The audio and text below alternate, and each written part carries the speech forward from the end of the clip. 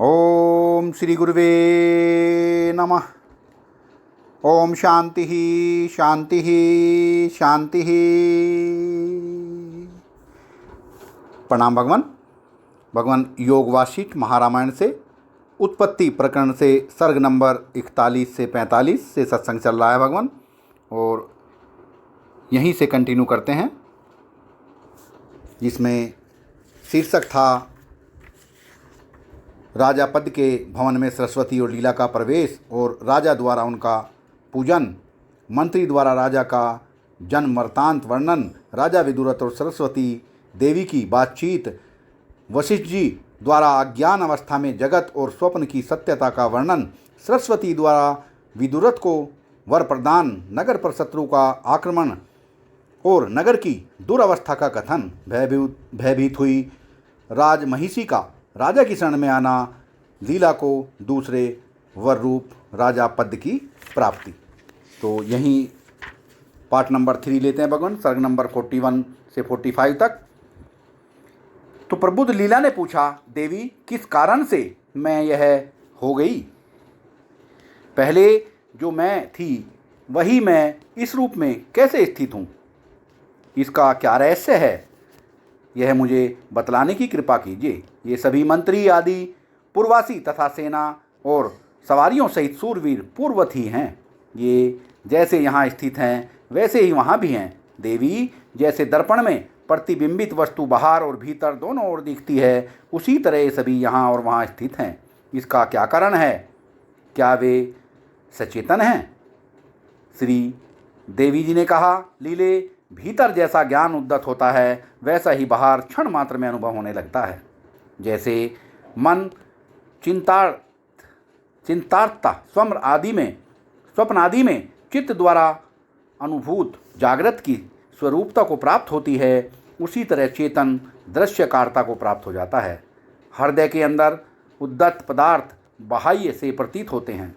इस विषय में स्वप्न दृष्टा पदार्थ ही प्रमाण है, क्योंकि हृदय के भीतर जो स्वप्न में संकल्प नगर का स्फुरण होता है वह चेतना का विकास है।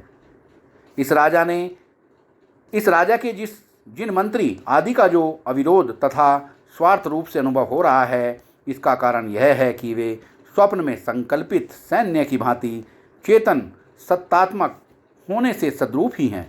अथवा यदि यूँ कहें कि उत्तर काल अर्थात जागृत अवस्था में स्वप्न के विनाशी होने के कारण वह असत है, तो ऐसे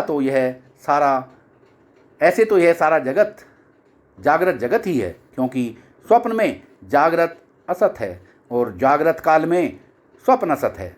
फिर जागृत में कौन सी विशेष सत्यता सिद्ध हुई? अनधे इस प्रकार यह स्वप्न और जागृत जगत न सत है और न असत ही है। ये केवल भ्रांति रूप से ही प्रतीत होते हैं, क्योंकि महाकल्प के अंत में आज और अगले युग में अर्थात भूत और भविष्य और वर्तमान आदि तीनों कालों में जो कभी उस स्वरूप में नहीं था वही ब्रह्म है। वाह भगवान वाह!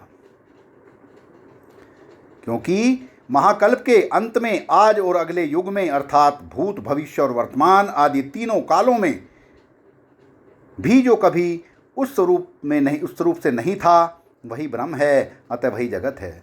उस ब्रह्म स्वरूप जगत में ये सृष्टि नाम वाली भ्रांतियाँ विकसित होती हैं, पर वास्तव में विकसित सी नहीं दिखती, क्योंकि जैसे महासागर में लहरें उठती हैं उसी प्रकार ये सृष्टियाँ पर ब्रह्म में उत्पन्न होकर पुनः आंधी में घुल मिले हुए धूल कणों की भांति उसी पर ब्रह्म में विलीन हो जाती हैं। इसलिए जिसमें त्वम और अहम आदि का विभाग मिथ्या ही है, तथा जो मृग तृष्णा के जल समूह की भांति भ्रांति में आभासित हो रहा है, उस जले हुए वस्त्र के भस्म के समान प्रपंच में कौन सी आस्था है? इस सारे प्रपंच के शांत होने पर जो अवशिष्ट रहता है वही ब्रह्म है।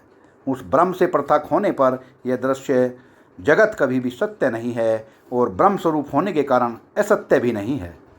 तत्पश्चात उसी तरह का अनुभव होने के कारण यह स्पष्ट रूप से जीव भाव को प्राप्त होता है। यह जगत सत्य हो या असत्य, यह चिदाकाश में विभाजित हो रहा है।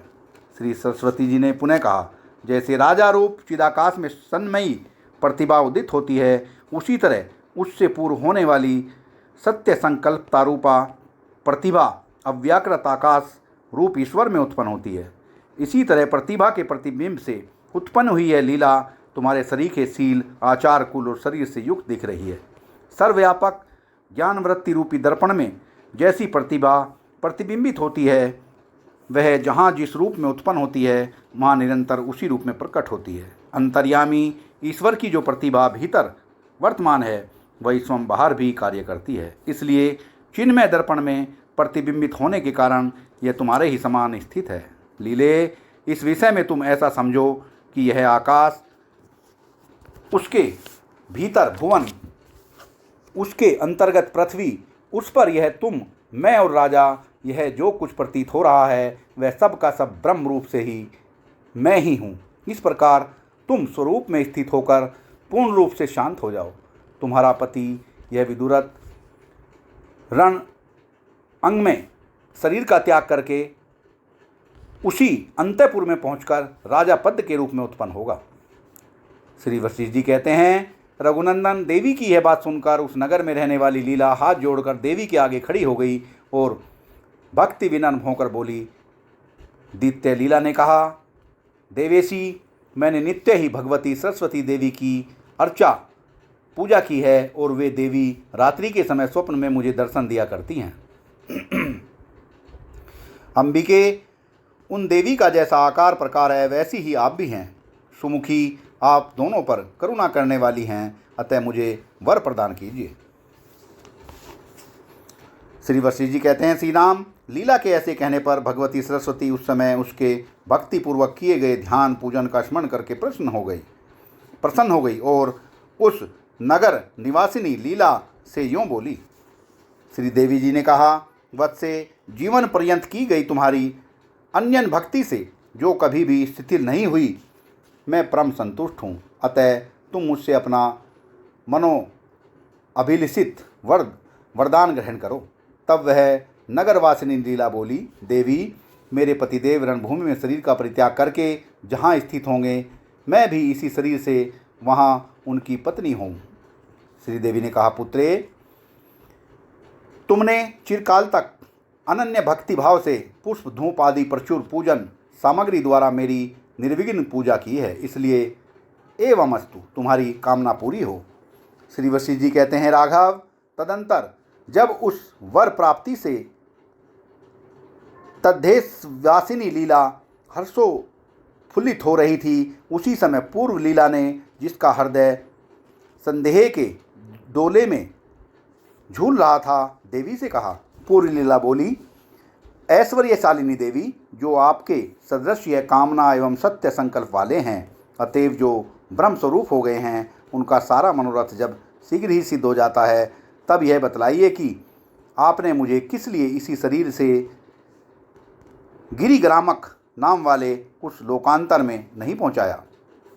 श्री देवी ने कहा, सुंदरी, मैं किसी का कुछ नहीं करती, बल्कि जीव स्वयं ही अपनी समस्त अभिलाषाओं का शीघ्र ही संपादन कर लेता है, क्योंकि प्रत्येक जीव में जीव शक्ति स्वरूपा चेतन शक्ति वर्तमान है। इसलिए जिस जिस जीव की जो शक्ति जिस जिस रूप में प्रकट होती है, वह उसी रूप में उस जीव को सदा तदनुरूप फल प्रदान करती हुई सी प्रतीत होती है। जिस समय तुम मेरी सम्यक प्रकार से आराधना कर रही थी, उस समय चिरकाल तक तुम्हारे मन में जो जीव शक्ति उत्पन्न हुई थी, उसकी कामना थी कि यदि इसी जन्म में मैं मुक्त हो जाती तो अच्छा होता। अतः उत्तम रूप रंग वाली लीले उसी प्रकार से मैंने तुम्हें भली भांति समझाया है और उसी युक्ति द्वारा तुम इस निर्मल भाव को प्राप्त हुई हो।